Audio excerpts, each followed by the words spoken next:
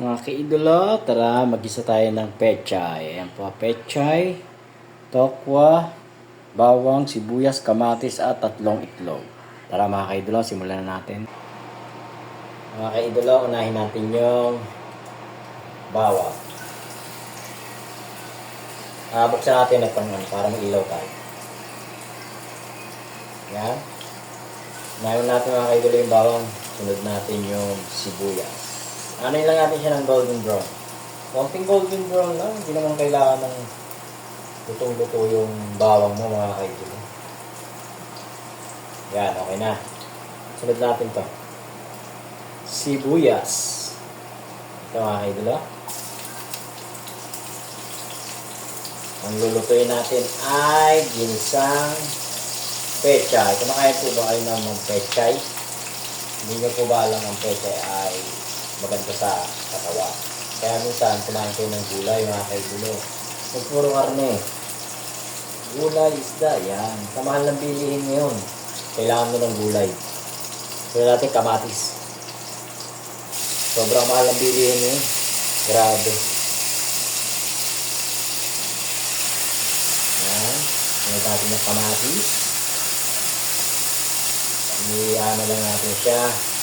Lulutuin lang natin siya ng konti. Pakakatasin lang natin siya mga kaibigan.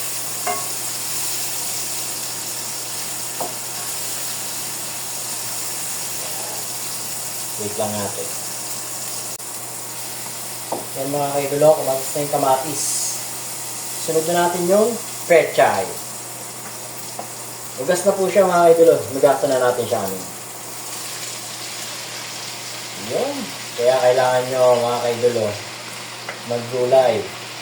Hindi nyo po ba alam ang baboy ngayon at ang manok napakataas na.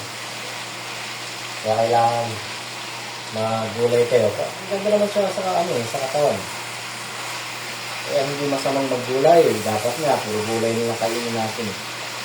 Kasi ito pong palakas ang katawan. Takpan natin mga kaibigan para maano siya.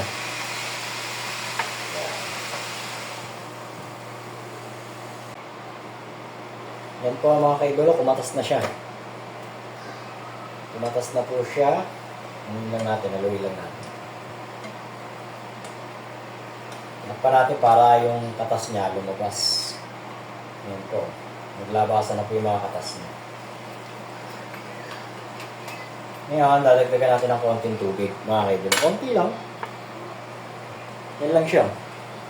Hanggang dito lang.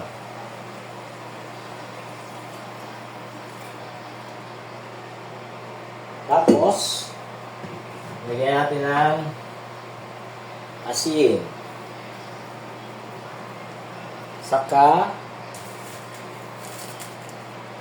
panda. Panda, baka naman. Panda. Lagi kitang ginagamit, panda. Panda. Lagyan natin. Okay. Lagyan na natin to, mga kaidulo. Pamintang pino sa pamintang durog. Pampalasa yan mga kaibigan. Ito pa, may dalawa pa. Lagyan na natin para masarap siya. Tapos, imekos-mekos lang natin. Mekos-mekos ulit mga kaibigan.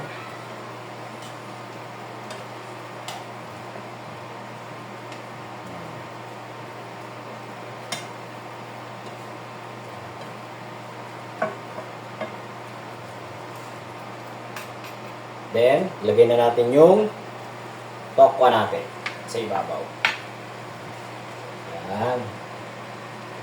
Lagay lang natin sa ibabaw mga kaibigan. Tapos, takpan uli natin. Antayin lang po natin. Mga kaibigan, nina natin yung itlog.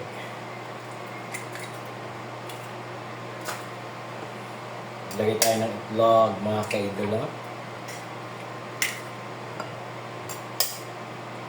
Yan. Lagyan din natin ng konting asin para yung itlog niya mga kaidulo. Konti lang, may lasa na. Pag nilagay natin. Di ba?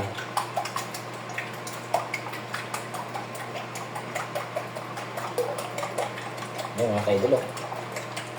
Itlog pa lang, ulam na. Pwede na iprito. Pagkatapos na itong pagluluto ko, magluluto naman tayo ng ulam ng aso. Yung shadow.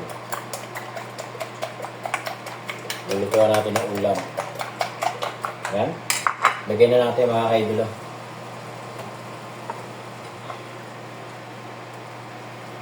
Kalahati muna. Tapos, imekos-mekos natin mga kaidolo. Para umano yung ano, sa lahat.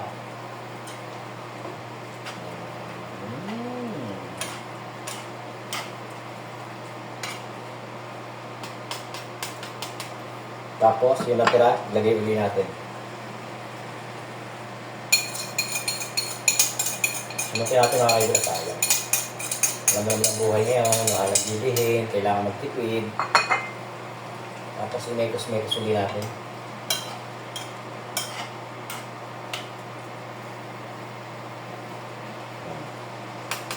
Pa natin mga kaidolo.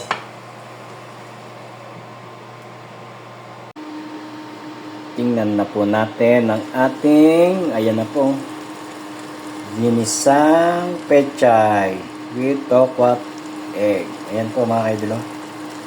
Sarap. Itsura pala mga kaidolo. Yummy na.